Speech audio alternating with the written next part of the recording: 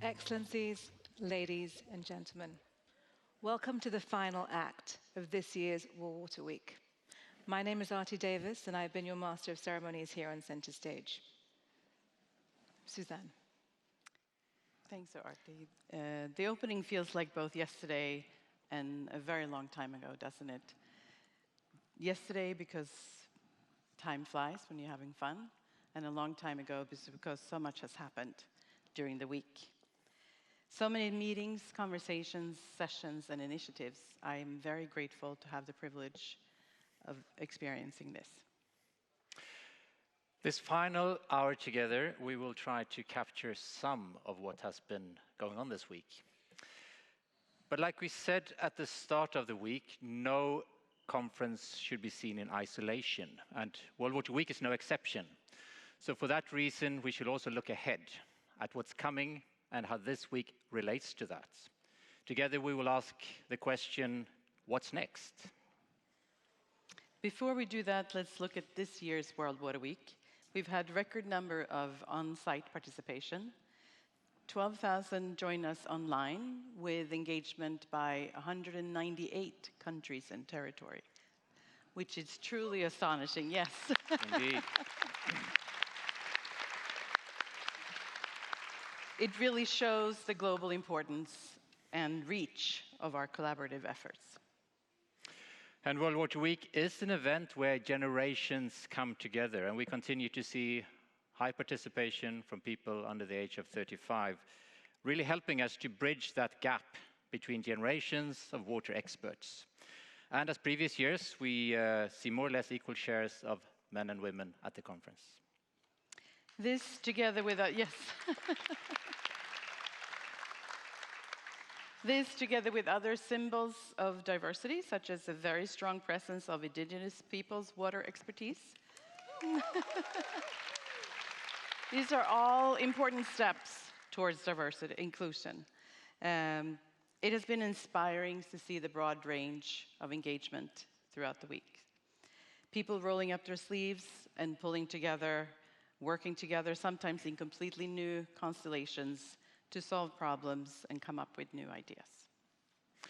But having said that, let's also remember and acknowledge, which many have during the week, that we are still some way away from speaking of true inclusion. Having so many perspectives represented here at World Water Week is a tremendous start. And having so many praise the benefits of diversity and inclusion is important. Seeing all the collaboration that Suzanne mentioned is, of course, promising. But for it not to stop at being promising, for this to really have an impact, this diversity, this inclusion must also be reflected in decision-making on all levels. And that is our collective responsibility. As we're about to close World Water Week 2024, I'd like to thank everyone who made this week possible, and I have to say, so special. All the participants online and here in Stockholm, conveners who created thought-provoking sessions, the Scientific Program Committee and the Young Scientific Program Committee who produced some really high-quality seminars, the participants in the Stockholm Junior Water Prize, the Stockholm Water Prize laureate, Professor Oki, and all committed partners. As well as the people working on Invest here, our volunteer assistants, and the junior rapporteurs. And of course, the amazing World Water Week team who really helped putting this together.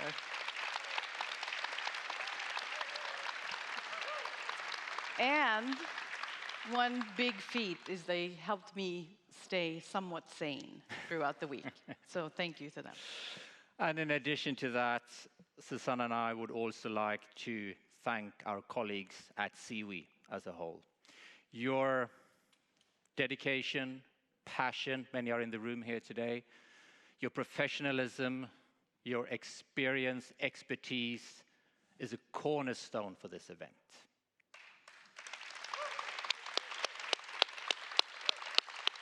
So from the bottom of our hearts, thank you very, very much. Artie, back to you. Thank you, Suzanne. Thank you, Andreas. During this ceremony, we will have a number of reflections. Before we start, join me as we look at the week on stage.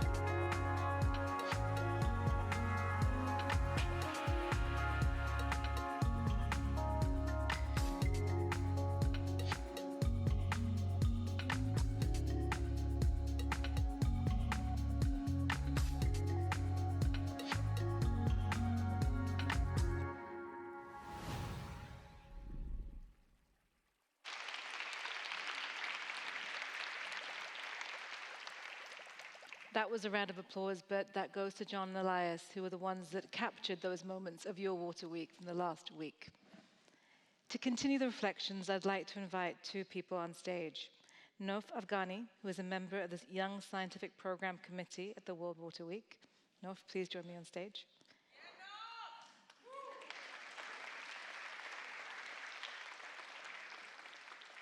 Nicole Nataka Langa, who is one of the junior reporters at the World Water Week.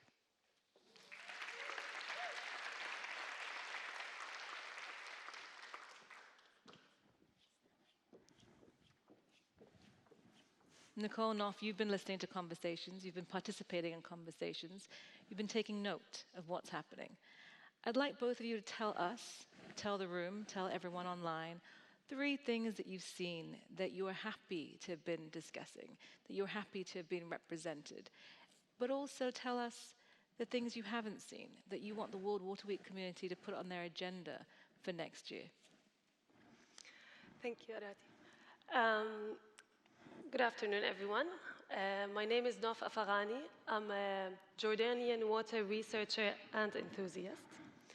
I'm truly honored to be here today to share my 3 key reflections from this year's World Water Week. First, fair access to water should not be only on the agenda of poor and arid regions. So during one of the sessions, our keynote speakers, they highlighted a critical point. Water access issues are not confined to poor and arid regions. Even wealthy nations are still struggling with the complexity of how water is distributed. This means we need to broaden our access focus beyond the usual concerns of simply connecting people to network. We must pay closer attention to what truly translates into equitable water access. It is essential to define, to measure, and to communicate this concept clearly to ensure that any changes that we promote or we want to make in how water is managed actually ends up benefiting everyone, not just selected few.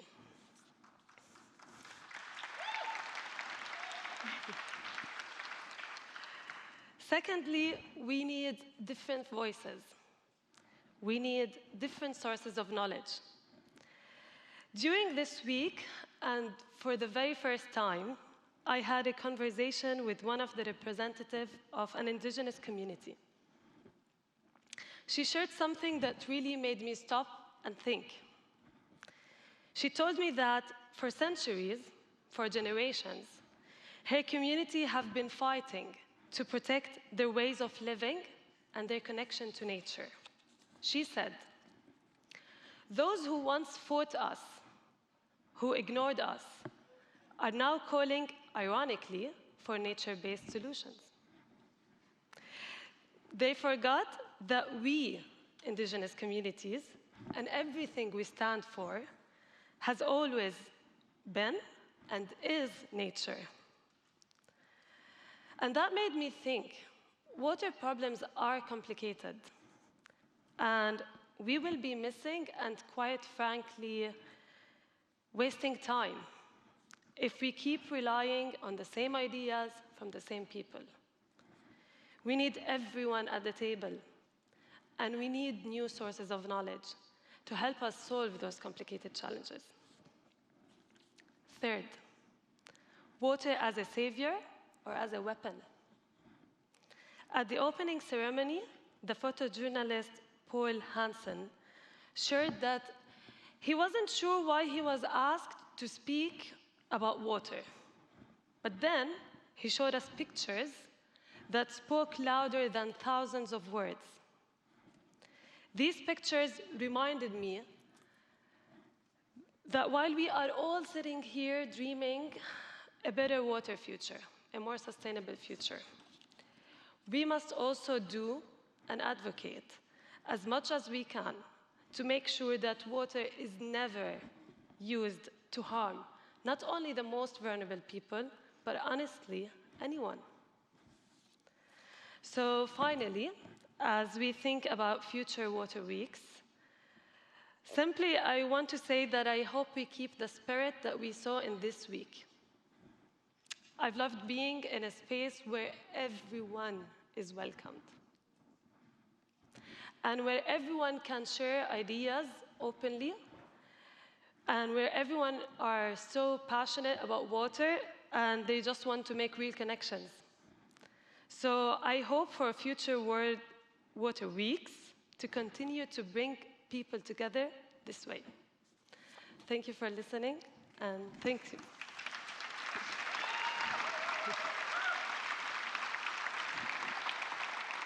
Nicole, I'm going to come to you next. Tell us. Good afternoon. My name is Nicole Langa.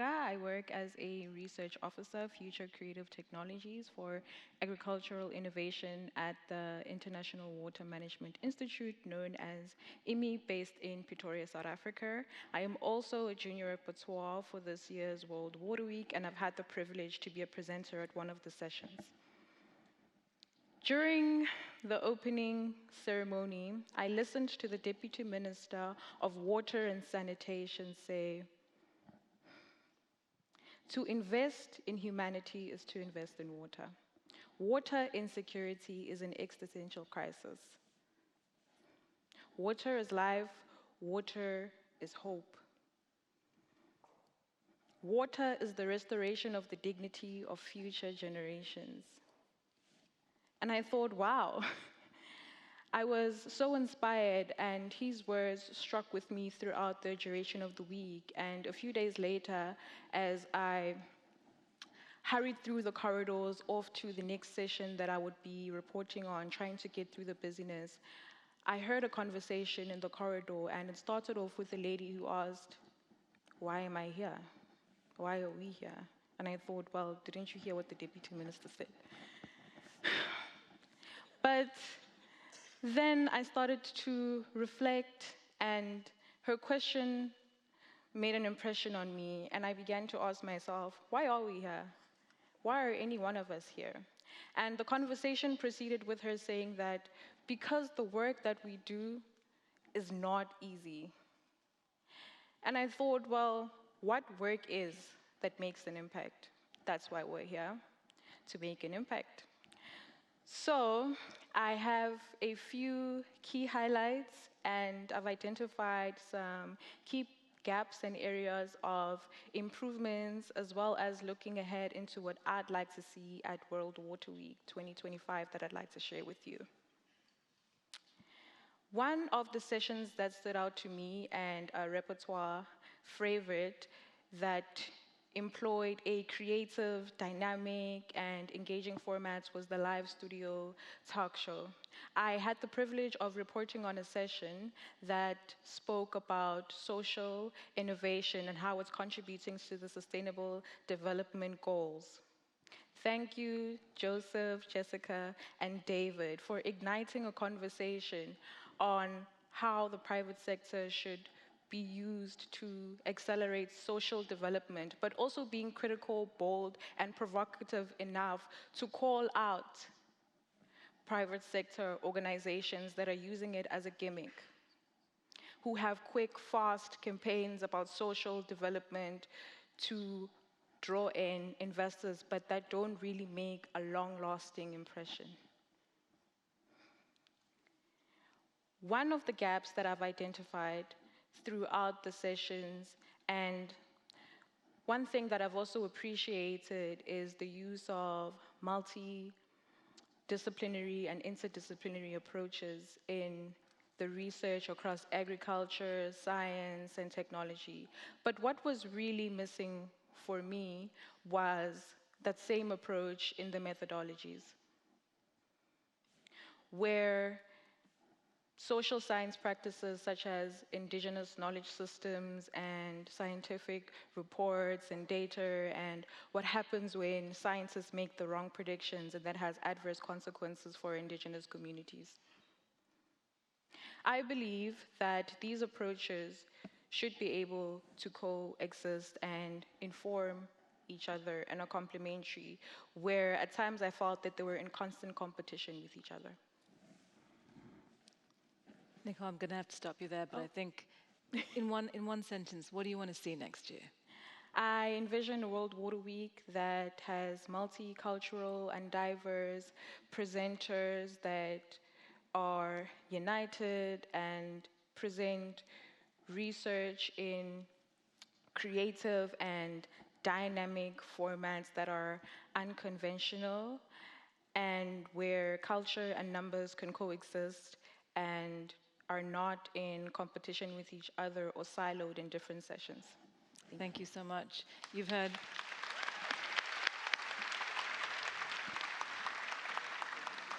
Please thank them. That was amazing, both of you on stage, telling us that the World Water Week has done a lot but can do more. Thank you so much for being with us.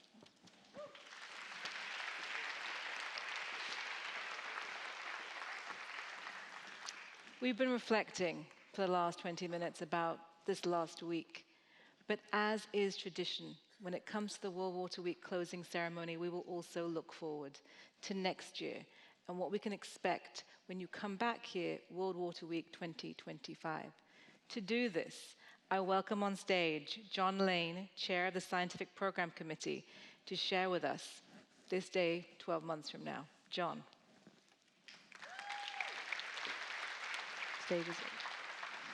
Thanks very much, Arati. Great to see you, everybody. Yes, the Scientific Program Committee is the group that decides the theme for next year, and I'm going to tell you about that in the context of World Water Week overall. But I need your help first, please. Have you had a great week, enjoying it, learnt a lot, met a lot of new people? I can't hear you.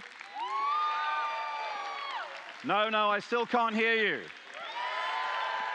Okay, I heard you that time. Thanks very much. And the reason for that is World Water Week. You know, what is it? It's a meeting, yes, it's a meeting which brings together people working in research, people who are practitioners, policymakers as well. And that meeting is combined with a great network of outreach that stretches all around the world. It's a global public good.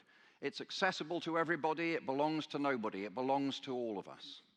And it's a place that's here regularly, year after year, where people can come and do exactly as you are. you know, to learn from the actual sessions, from the networking, from the meeting outside, a place to come and recharge your intellectual batteries and then go back home and get back to work.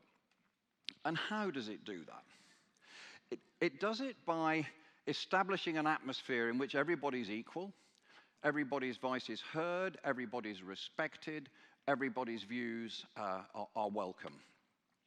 And it's a place where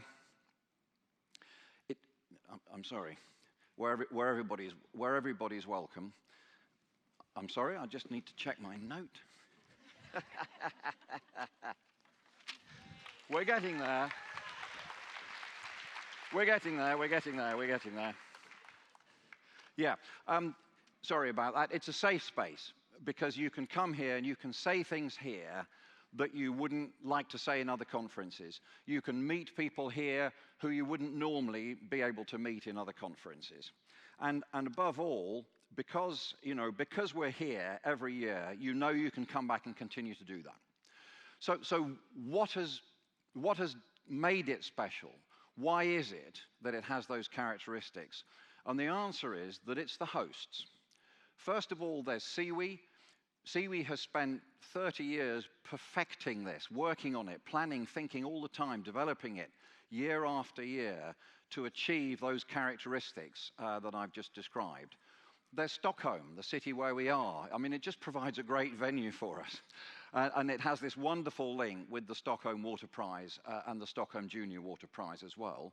And then there's Sweden as a country, because the Swedish culture encourages that sense of equality, mutual respect and openness that underpins the characteristics of the conference. And it's also the people of Sweden.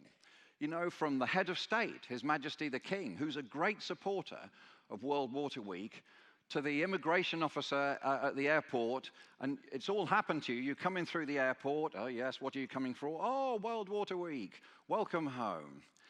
To the elderly lady in the street who gave my two little daughters those beautiful painted horses because she'd just been seeing me on the television receiving the Stockholm Water Prize from the King. And it's just fantastic that the hosts, the organization, the city, and the nation provide all those characteristics that I described. And in a world which is increasingly riven by conflict and strife and by populism and by weak leadership, I think that World Water Week is a beacon of multilateralism. And as we look to the next 30 years, that's going to be a really precious characteristic. As the years go by, water is going to become more complicated, it's going to be more important, and places like World Water Week are going to be really precious. On a mountaintop in northern India, there's a war memorial. And it's a memorial to the soldiers who were killed in one of the most ghastly and fierce battles of the Second World War. And those dead soldiers speak to us through the words which are carved on the memorial. And it says this: "When you go home, tell them of us and say, for your tomorrows, we gave our today." And that's not ancient history. Those people who died, and tens of millions of others who died in all countries around the world in that terrible conflict, they were my mum and dad's generation. And now I think of my generation, the generation that followed that war. We're the generation who have attained the highest material standard of living in human history. And we've done that at the expense of despoiling our home, the only place in the known universe that supports life, and we are wrecking it. And we're despoiling it, and we are spoiling and changing the climate upon which all life depends. So climate change and global heating, those are the biggest problems facing humanity today. And it's good news for us as water people, because actually there's a lot that we can do about it. Not only because water is the medium through which the global heating impacts on human society, but also because water and water-associated activities account for perhaps 10% of global greenhouse emissions. So our theme for the coming year sets all that in context and calls us to action, because our theme is Water for Climate Action. And we're going to be covering in that both adaptation and mitigation, but particularly mitigation, because the political leadership around the world put most of their energy and discussion into reducing greenhouse gases, setting their targets for temperature and so on. It's mitigation of climate. And historically, we've been pretty good at talking about adapting to climate change, but we've not done enough about water for mitigation. So that's going to be a big feature of next year. So Water for Climate Action is the title for next year, and we're going to be taking a positive approach. We're going to be suggesting solutions. We're not going to be daunted by the problems. And whatever you do in water, think about it when you go home, and you will realize that your work in water is going to contribute towards both mitigating climate change and also adapting to it.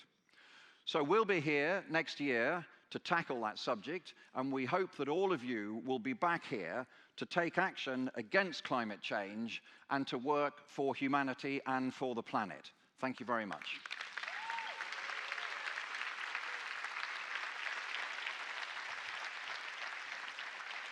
We're also going to whet your appetite about what to expect next year.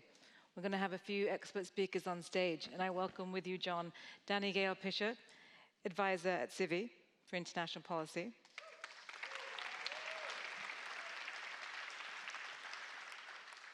And we are very happy to have this year Pema Gumsho, Director General at the International Center for Integrated Mountain Development, ICIMOD.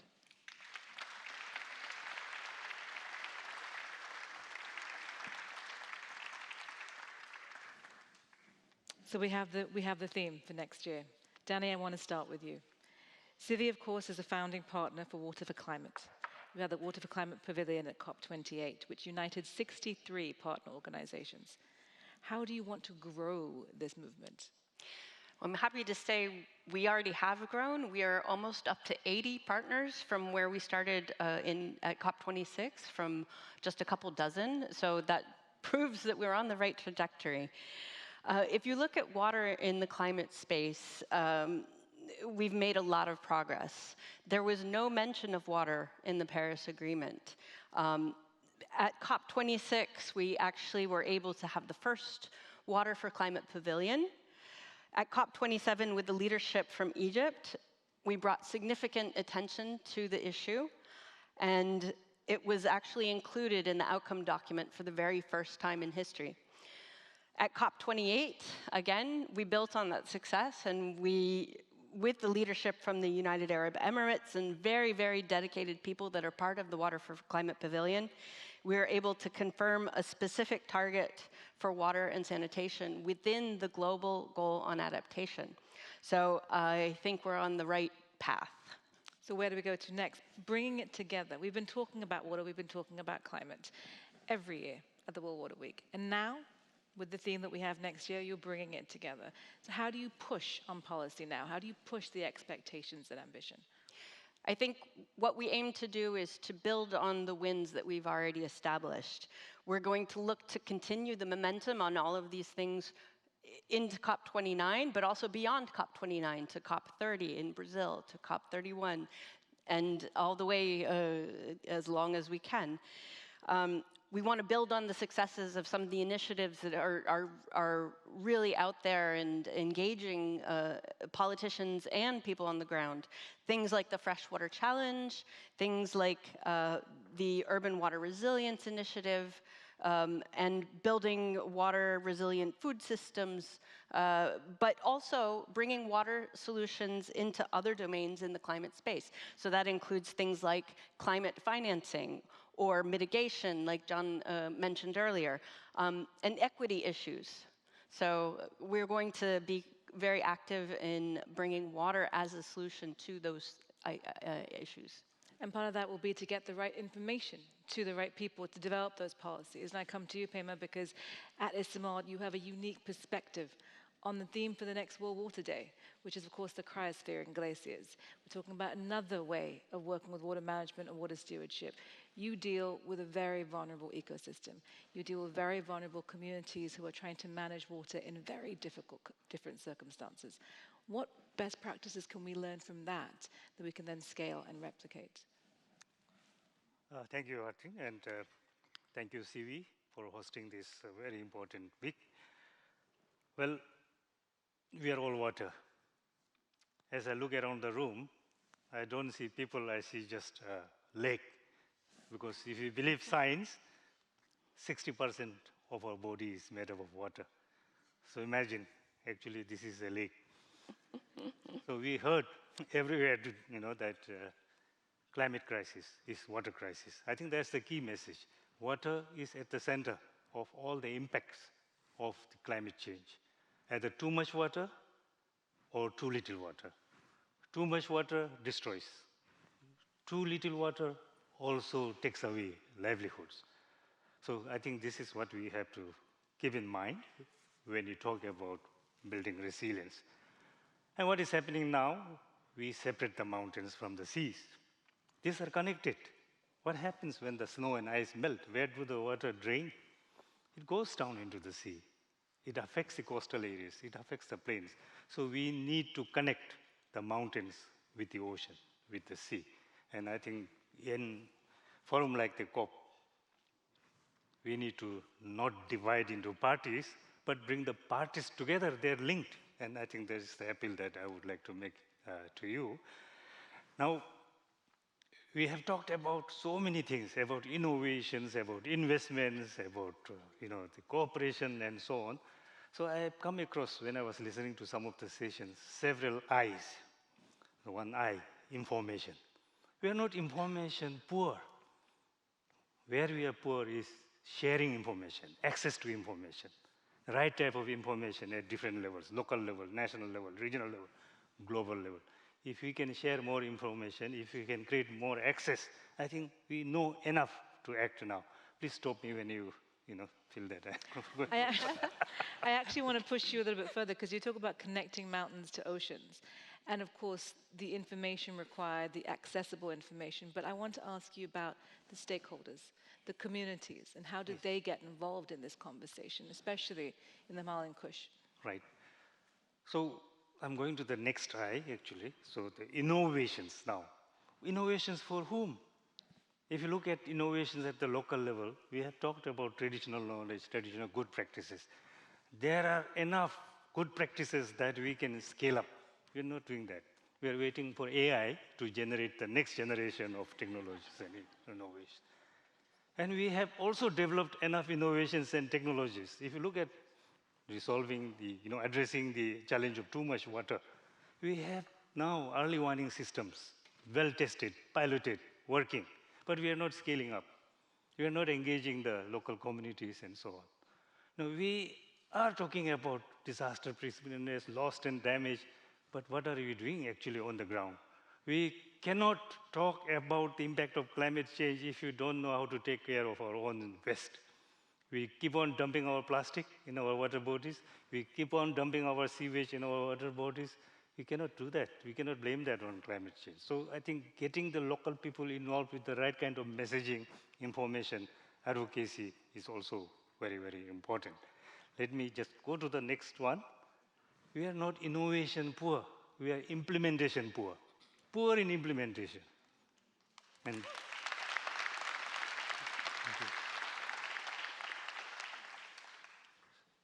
do I have one more minute? I think that having you here is really special. Please.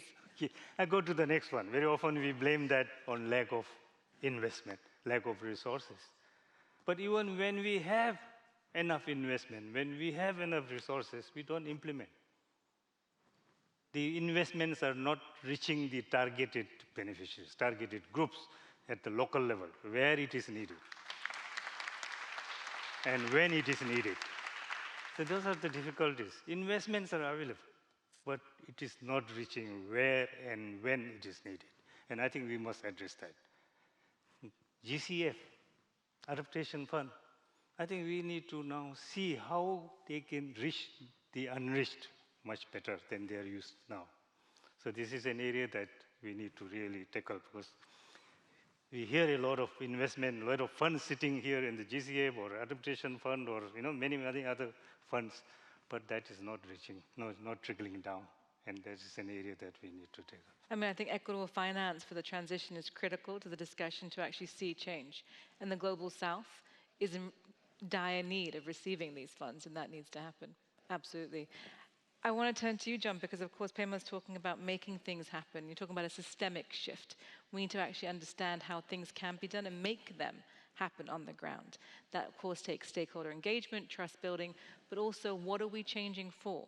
What are the scientific advancements that we now have that we can say, this is applicable, we can use this, we can actually take this into the system? What are you seeing when it comes to climate change and the way forward? Yeah, thanks. I think some of the most exciting scientific advancements on this are in the mitigation area. I mentioned earlier that we've neglected it a bit.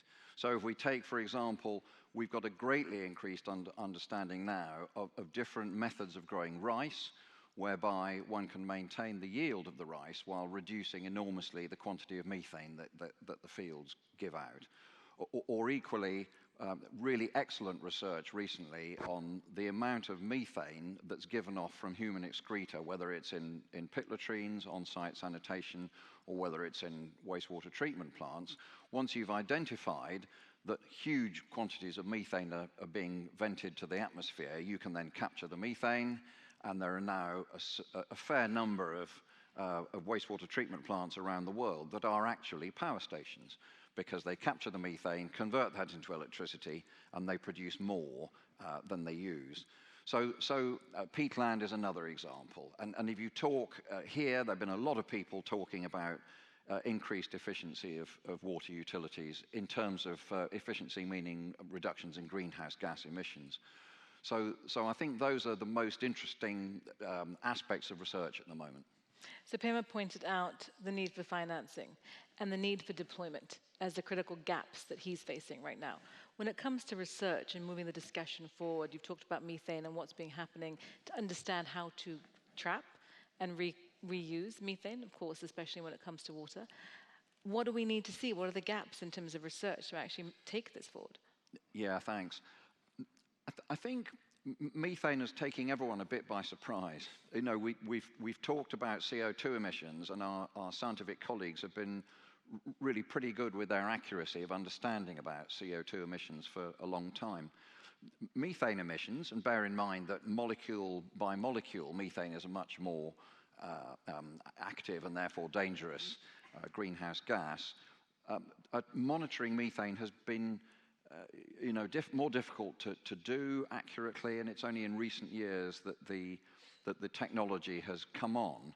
And I mean, for example, it's only 2 or 3 years ago that researchers, and they brought their results here to Stockholm, realized that in the city of Kampala, which is probably fairly characteristic of large cities in somewhere with a hot climate, in that city, between 1/3 and 1/2 of the anthropogenic greenhouse gases were methane actually associated with human excreta. But it's only recently that we've been able to measure that methane sufficiently accurately. So I'd like to see more research on that. And then in terms of how that research gets put into policy, we are currently weak at explaining how to embed water and water action into climate policies more generally. And again, I think that's something we're going to want to talk about next year quite a lot. Because traditionally, the approach that the water sector has had towards political leaders is, give us money, our subject is important. You know, and it's nonsense. It doesn't work, does it? And in many aspects, and particularly when it comes to climate, we need to turn that round completely and say to the political leaders, we have our scientific evidence here to show that we can help you to achieve your aims in terms of reducing greenhouse gases and keeping global temperature rise down using these particular water-related activities. When it comes to methane, you talk about Kampala, of course, it's not limited. The impacts are not limited there. It's a global discussion. And so we need to connect, cross-collaborate, actually come together to say research has to be financed, but research has to also guide policy. Now, Danny, you talk about 63 countries to 80 countries. You have the pavilion, you have the Partners, movement. not countries. Partners. Sorry. How do you drive this? How do you connect what John is asking for to policy and move the water and climate discussion forward? Yeah, I agree very much with what John has just said. And to be a good advocate for something means that you have to first be a good listener. You have to approach others with humility and an eagerness to understand where they're coming from, what their problems are, what's important to them. And so it means learning their language. And that's something that is uncomfortable and difficult, but that's the space that we're trying to habilitate our partners to go into. And I'm convinced personally that when people outside of the water community become as passionate about water as we all are, that's when we're going to actually be able to support the magnitude of change that's needed. With that, I want to come to you, Pema. What do we need to know? Isimod and the space that you are occupying, and the glaciers, and we're talking about rivers. What do we need to know? What does Danny, what does John need to know about your reality that needs to be institutionalized into the conversations? Yes, you really hit the point. I was coming to the last I, institutions. And I think that links to Professor Jones' statement also on policies. Now, we may have investment, we have innovations, we have information, but where we lack is institutional coordination, mechanisms. Even at the local level, we need to focus on building institutions. If the institutions don't work, even if all the other factors are there, conditions are there, things don't happen. So we need to break the barriers. We need to forget about putting ourselves in silos at the local level, at the national level. We have different ministries, different departments competing against each other, not complementing and not coordinating together. So I think policy development, we need a bottom-up approach as well as top-down, and the two should meet somewhere. So at the national level, we need better policies, also better implementation mechanism, which means we need to bring the institutions. For water sector alone, we can talk about many institutions, irrigation sector, power sector, sanitation sector, all this. There need to be dialogue between them, and the mechanisms have to be provided. And regionally, conflict around water has always been there at every level, at individual household level, community level, between districts, between nations. But now it's going to escalate, because in the Himalayas, what we see now is either dead rivers in winter, no water at all in the riverbed, or killer rivers in summer, because the monsoon rains now come in buckets, in torrents. And when they don't come in time, then we have long periods of drought, and when they come, they simply wash away everything as it is doing now. As we are talking, there's a lot of floods happening. So institutions, I think we have to give much more importance to capacity building, to institutional building, institutional coordination mechanisms to make all these things happen. So I'm going to ask you one last question, and Danny and John, I want to ask you the same question. When we opened this World Water Week on Monday, we asked a question to the panel, and it was quite a loaded question, and that was, is water a source of violence or a tool for peace? And Pema, you're with us at the World Water Week. You're part of this community and this discussion. When you look forward, do you see the road ahead as a hopeful one, or is it one that you're more worried about? Well, there's no alternative, I think, because all of us need water. So everybody must appreciate the need to work together, and I'm very optimistic, I'm very hopeful, because if you look at the Hindu Kush Himalayan region, the rivers that originate from the glacial lakes fed by the glaciers actually support the lives and livelihoods of millions, if not billion. Now we are talking about 2 billion people living within and around the Hindu Kush Himalayan mountain ranges.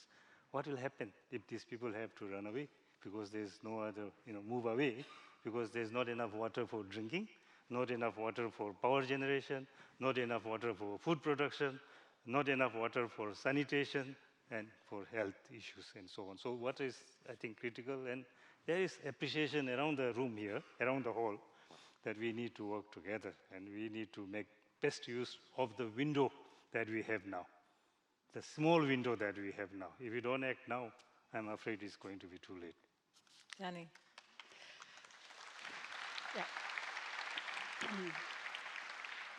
People who know me know that I am a generally optimistic person. I have a tendency to see the glass half full. But I would give the caveat that we can't be complacent. We can't sit back and wait for things to happen. We have to take the agenda in our own hands and be active, and we don't have a choice, really. Well, I think, Pema, I'm going to come to you. John Pema's painted the picture and said this is what the reality is. There's no other way. We have to move forward. And as a result, we don't have to run away from this. We have to be optimistic that we can move forward, that we can go through this. Yeah, thanks. What really made me worry was 6 months or so ago, all those leading climate scientists in the world coming out publicly to say they are terrified and disappointed because the politicians are not listening to them. They said, we have produced science after science after science, evidence upon evidence, and they're not listening to us. And I thought, if climate scientists are frightened, I should really get frightened too. But what is making me hopeful, which is a larger factor, I have to say, and it touches on a point that Johan Rockström said yesterday. He said, the gap is narrowing, the pathway is narrowing, but it's still there. And what I'm hopeful about is that the human capacity for stupidity, greed, and selfishness is less than the human capacity for cooperation, for hope, for looking to the future, for saying to ourselves, surely, however narrow that path is, we must follow that path, we must build it, we must get through and out the other side of that, not for our sake, as I was mentioning earlier in generations, not even for our kids, but for our grandchildren and for everybody else's grandchildren.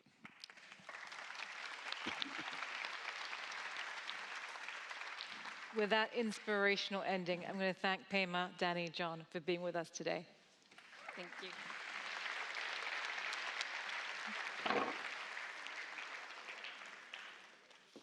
So Bridging Borders was the theme of this year's World Water Week. Our last speaker will speak to that quite clearly. Elizabeth Watuti bridges both climate and water. She is the founder of the Green Generation Initiative, which empowers children and communities to love nature through experiential learning. She's also the commissioner of the Global Commission on the Economics of Water. Elizabeth, the floor is yours.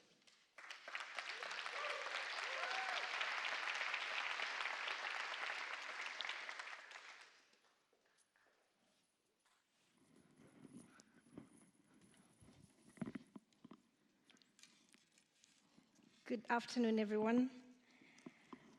My name is Elizabeth Watuti. I am the founder of the Green Generation Initiative and a commissioner at the Global Commission on the Economics of Water, bringing the interlinkages between climate, biodiversity, and also an intergenerational approach to water governance for the common good. And as you may know, the Global Commission is going to be releasing a report in October, which I hope would also be a start point for us to keep up the momentum that we have built here at this Water Week. I am also a commissioner representing civil society and youth at the Nairobi Rivers Commission in Kenya. And I'm truly honored to be addressing this closing ceremony, and many thanks to Siwi. As we gather here at the close of this World Water Week, I stand before you as an advocate for the very essence of life, water. This precious resource that we so often take for granted is the lifeblood of our planet and our communities. However, do our actions truly convey that we value this critical and increasingly depleting resource? I ask you to pause and truly reflect on the gravity of the situation we face. The stark reality is that nearly 2.2 billion people still lack access to safe drinking water. And about 1,000 children under 5 die every day because of illnesses that are caused by inadequate access to clean water, sanitation, and hygiene. These are not just numbers. These are grave injustices. This is a reflection of the inequalities that have defined our world, where those with the least resources bear the brunt of our neglect. And as climate change accelerates, this disparity is only set to widen. So we cannot stand by and watch communities grapple with the unprecedented crisis, a crisis that transcends borders and boundaries, affecting every facet of our very own existence. Water is not an isolated issue. It is linked to the broader challenges we face: climate change, biodiversity loss, economic inequality, economic retrogression, and human health. The interconnections are very clear. Water scarcity fuels conflict, exacerbates poverty, and undermines our collective security. Addressing these challenges requires a holistic approach, one that values water not merely as a resource, but as a human right and a cornerstone of sustainability. In our pursuit of economic growth and development, we have too often sacrificed the sustainability of the most vital resource, which is water. Climate change, shifting land use patterns, and overconsumption are pushing the global hydrological cycle out of balance. Globally, the water stored on and below the Earth's land surface is declining, and rainfall patterns are shifting. The cycle's behavior is now dominated by instability and uncertainty, which has a global impact, given that it is interconnected with every environmental and social-economic aspect of the planet. The cost of inaction is enormous and far greater than the cost of action and the opportunities brought by those actions. Young people and local communities are already leading the charge. The attire I'm wearing today was gifted to me by the Maasai community in Kajiado County in Kenya, in a village called Endonyo Sidai, which is semi-arid. I was greatly inspired by how the women in this community have been using local solutions to address water scarcity for their schools and their families. And from the work that I do in Kenya and across Africa at the Green Generation Initiative, in collaboration with the Nature Conservancy's Nairobi Water Fund, we are already supporting communities to harness the opportunities that water presents through source water protection. However, this is not enough. Our actions in the coming days, weeks, and months will define not only the future of water, but the future of our planet, humanity, and generations to come. My hope is as we go back home, the partnerships sparked during this World Water Week will initiate actions that will increase investments in water across sectors. And I also hope that the outcomes of this forum are a pathway towards conversations on how we can better govern water within multilateral frameworks in a just, inclusive approach. We must champion the principle of water justice, ensuring that everyone, regardless of their social economic status or geographical location, has access to clean, safe, and affordable water. We must advocate for policies that protect our water sources and promote sustainable practices. We must promote just water partnerships that put communities, especially indigenous and often marginalized communities, at the heart of maintaining a stable water cycle. To support green water conservation, we need to prioritize protecting and restoring our natural habitats, paying particular attention to forests, to enhance green water flows to and from water-scarce basins. We must also invest in youth-driven solutions that are already addressing the water crisis. We must act decisively through an intergenerational approach. This is not a distant issue for future generations to tackle. This is our challenge right here and right now. We have a moral and practical obligation to ensure that future generations inherit a world where water is valued, protected, well-governed, and accessible to all. Thank you.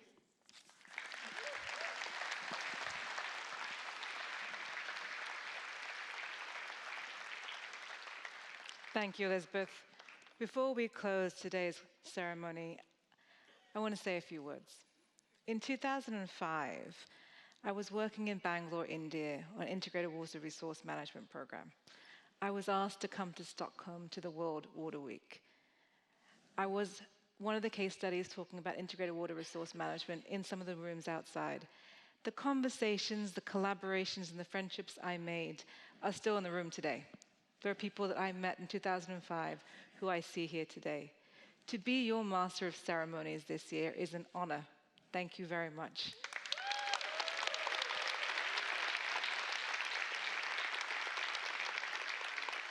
And with that, I welcome Ole Borrell, Chairman of CIVI, to close us off. Thank you, Arati. You are fantastic. Thank you for guiding us, giving us the opportunity to experience this wonderful atmosphere here. Another applause for Arati. Yeah, definitely. And thank you, Elizabeth. It's an honor to come after you. Together with the other friends on the stage, everything important has been said, but you summarized it in a fantastic way that I take with me. If somebody would ask me, what is the Stockholm World Water Week? I would quote John. It's fantastic that we have this forum for academians, practitioners, policymakers, and also juniors and seniors. Imagine all pictures of conferences with all the men being like 60 years old. This is not the case here. And Andreas, you put words on it, diversity and inclusion. It is a unique forum that we are so proud of. And it is, as was said also, interlinked with the prizes. Some people ask me, okay, the prize here, the Stockholm Water Prize, the sum, couldn't that be matched very well by rich princes in Arab countries with a lot of oil? Yes, probably. And in other countries also with a lot of money, couldn't they have prizes that are more valuable? Yeah, probably. But why do I believe that the Stockholm Water Prize will keep being the world's most leading water prize? Yes, it's because, as Elizabeth said here, it's connected to human rights, democracy, and dialogue, inclusion. That makes it unique. So the ones I want to thank, first of all, are you, all the participants, because it's you who make the World Water Week in Stockholm. You have taken your time, you have spent a lot of money, many of you, on travels and fees to get in. You have taken all your energy and been open, been sharing with each other, creating so much energy and so many fruitful discussions and dialogues. Also, as Suzanne mentioned, all the partners and sponsors, thank you to you. And of course, a great thanks to Suzanne and her fantastic team and the whole staff of CIVI. A big applause for them.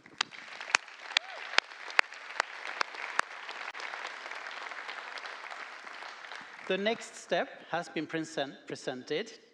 I envy your fantastic sort of stage performance here, John. But thank you for choosing this theme, water for climate action. What could be more important?